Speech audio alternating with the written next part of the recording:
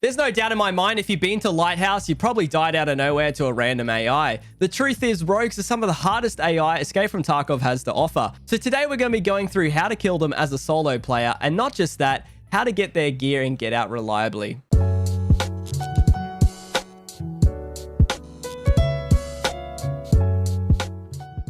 So first and foremost, what are rogues? Very similar to raiders, these guys are insanely strong AI that protect the water treatment plant.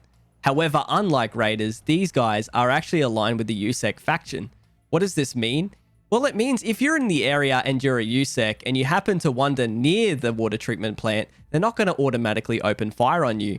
It isn't until you walk into the area itself or walk into some of the buildings nearby that they'll come up to you and they'll give you a warning. If you do not immediately leave the building, they'll open fire on you and kill you. If, by chance, you're a USEC and you kill one of them, you'll be marked as a traitor for the next couple raids, meaning that as soon as they see you, even outside the complex, they'll automatically open fire on you. Now, unfortunately for those of you who picked bear, these blokes are actually going to immediately attack you with no warning. Even if you're outside the complex, they will automatically open fire on you at any given range, sometimes up to a wild 500 meters away. I've had them lock onto me. Bro, there is no way they see me. No, there is no way they see me. There is no way.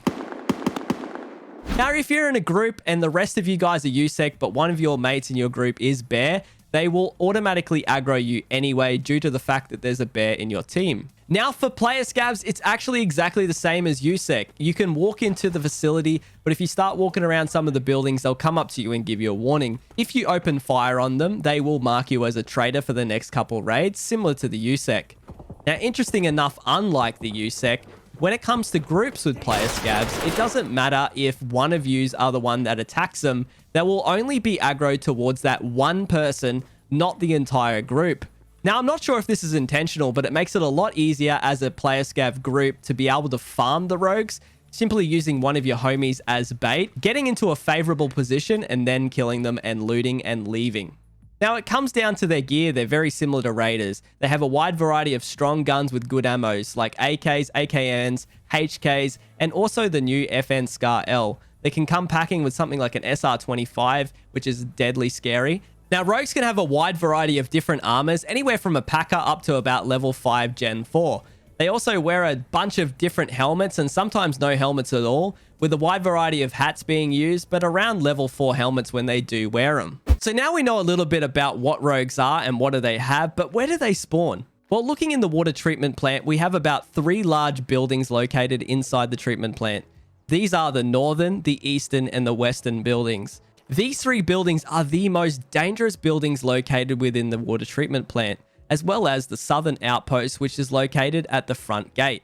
Now, with these 4 hotspots in mind, we're going to be working our way clockwise through each one so you can understand what to keep an eye out for.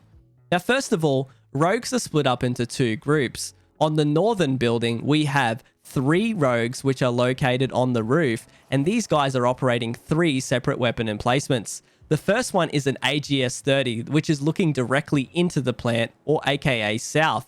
We have another one which is on the corner of the building, looking up towards the eastern rocks, or away from the water. We have another one behind the building, which is actually looking towards the armored train extract. Now, inside the northern building, we have 4 rogues which patrol inside and also around the building. These guys are protecting it at all times. Next up is the eastern building. Now, we actually have 2 rogues located on this building generally, and one is always operating an NSV 50 cal machine gun, which is looking towards the east, whereas the other one is usually patrolling around on foot. Below this building, we have 3 rogues which patrol constantly near the eastern building. To the south, we have the southern outpost, which are 2 emplacements. The first one is the AGS-30 and the other one is the NSV 50 cal. Now, both of these are looking pretty much the same direction, aka south. Now, this one's actually really interesting because it's not always manned, and only when the rogues are aggroed towards this area will you actually find one on it. Next up is the western water treatment building, and this actually has 2 rogues located on the roof. The first one is operating an NSV 50 cal, which is facing south, just like the front gate, as well as one that is facing north at the back. Below the western building are 3 rogues which patrol the inside and also around the western building itself. Last but not least, we have 2 separate water silos located in the center of the water treatment plant. One with a massive military chopper in it, and the other one with a bunch of tents. Now, these 2 locations are actually patrolled quite heavily by 3 separate rogues at all times. They walk from north to south and constantly patrol the same path. With this in mind, I did want to point out that if you kill the ones on the ground, you will be able to loot them. However, you cannot access the ones on the roofs. If you want to loot the ones on the ground, you need to make sure you've taken care of the one on the roofs. And if you haven't, they're going to instantly kill you, because the ones on the roofs are probably the most dangerous out of either of them. So now we know what they are, what they have, and where they spawn, but how do you kill them? Now, I know this next part is going to sound counterintuitive, but the best way to kill them is to not kill them. As a scav, you can actually go into Lighthouse with a bunch of your homies, and if you enter at this southern entrance, you can actually pop into the actual water treatment plant and loot some of these areas here without being aggroed by the rogues. Interesting enough though, however, if you do go into the center or any of the surrounding buildings around the outside, eventually if you stay in there too long, they will come up to you and kill you without warning. But this is actually at a really great advantage because you can come through here and check a bunch of these amazing spawns. Inside some of these green military tents are a bunch of Miltech spawns, as well as amazing attachments and ammo across the board. You can pretty much stand on top of most of these buildings that you can loot. As long as you don't actually go inside any of the main water treatment buildings, you should be fine. Now, one thing that I did want to point out though, if you are in the center of the map at water treatment as a player scav, you really do want to avoid walking into the USEC patrol in the center of the map near the helicopter, as these guys pretty much will always aggro you. So I usually stay away from this area, although it's very tempting. If you do plan on looting this area, you need to time it correctly and probably attack it from the east side to avoid the patrol, which is generally in the center. So if you can quickly jump into the heli, grab some loot, and then run away as fast as possible, you'll get away with being able to loot. But I just wanted to point out that you do want to avoid going into the buildings, although there's great loot in there. As soon as you go inside any of the major buildings, like the northeast or west large buildings, you are going to be killed. Oh, crap. EFT going live. Fuck. Drag.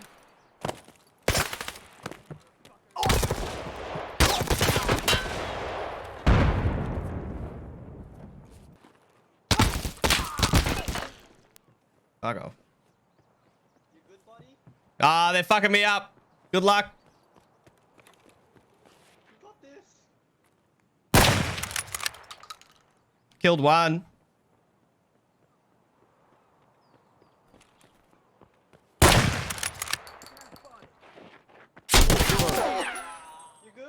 Good luck. With that in mind, however, if you do want to kill these guys, I don't blame you. They can give you an amazing pile of loot, but realistically, one of the best ways to kill them is to have a bunch of people with you. Now, as a solo player, it is possible to kill the rogues, but distance is your best friend. Over here at what I call Pride Rock is over 600 meters away from the water treatment plant, especially the back buildings. And what you can be doing is going up here with a really nice high-powered scope and picking them apart from range. If you do have a homie that's attacking from the ground, if you hit any of them or hit anywhere near the guys on the emplacements, they will automatically get off the guns, which will actually give your friend a good chance to be able to kill them or to make a move if he needs to. If you're thinking about taking him on solo, you need to do some cheese strats, especially with how difficult these guys are. Starting off here at Old Village, we'll be cutting up towards the East Rocks along a little cheeky hidden path. And what I'm going to be doing here is actually a very particular route. I'm going to jump up here on these left rocks, watching out for mines on the grass nearby. Now, the first thing that I'm going to do is I'm actually going to take out the 2 rogues on the west roof. Now, you don't always have to do this, but if you are going to take this down into the water treatment plant, it's very important that you get rid of these 2 on the west roof, as even if you just kill the one that's facing towards the north or the back of the building, he will actually sometimes get off the front one and then he'll hop on the back one where his homie died, and he'll cause you a lot of problems later in raid. Now, after I've taken out the west roof boys, I can actually push up a little bit further and take out some of the raiders down near the helicopter. There's about 3 of them down here. Now, you don't have to kill these guys. In fact, sometimes I just leave them up. But the only reason I would suggest killing them from here is it allows you to cross over to the right-hand side without having to be worried about getting shot at by them. But if you do leave them up, they can actually be helpful later on by keeping player scavs out of your hair. So you want to cross over to the mountain on your right-hand side here or more north from here. And you got to be really careful when running across here, guys, as you got to run this particular path, otherwise you'll hit mines. And what I'm going to be doing here is I'm going to be showing you that you do not want to be peeking the top of this rock. The moment you do, you've got two MGs looking directly at you. One from the east roof and the other one from the north roof. You'll notice I get instantly shot at straight away here. So what I'm going to do is I'm actually going to continue to head out far east until I find another lake. And what this lake allows me to do is it allows me to get nice and low. And what I'm going to be doing is basically baiting the line of sight of the MG. If you don't know already, MGs can only turn so far, and they actually have a limited field of view, which allows me to actually get out of their field of view, and they'll actually just stay on the gun, giving me a really easy kill. So from here, the first thing that I'm going to be doing is going to the far right corner here near the edge of the map, and I'm actually going to be taking out that gun facing east. As soon as the NSV is taken care of, I'm going to make sure that I kill the other two rogues on the north roof. Now, if you don't kill the other two rogues, sometimes they can jump on the other gun and kill you when you make this next part. So it's really important that you take care of all three of these guys on the north roof. From here, you're left with the option if you actually want to take care of the guys on the east roof. I would recommend that you actually do it. You can take the guy off the gun quite easily from here, as well as his companion that's also walking around on the roof. You can see his head near the vent there. Now, if you take out the two on the east roof, it'll save you a lot of problems later on. So this time, we're going to be continuing to run north. Not worried about the roofs now because we don't have guns pointing at us. And you can actually see the military VX car, which we need to know if it's there or not for the next part of this mission. Now that we've killed them, we're actually going to take the riskiest part of this and we're going to run down towards the North Water Treatment Building.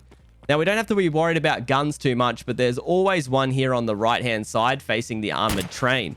This guy is usually crouched outside with around about 3 others that are either inside the building or at the front of the garage here where I'm running past right now.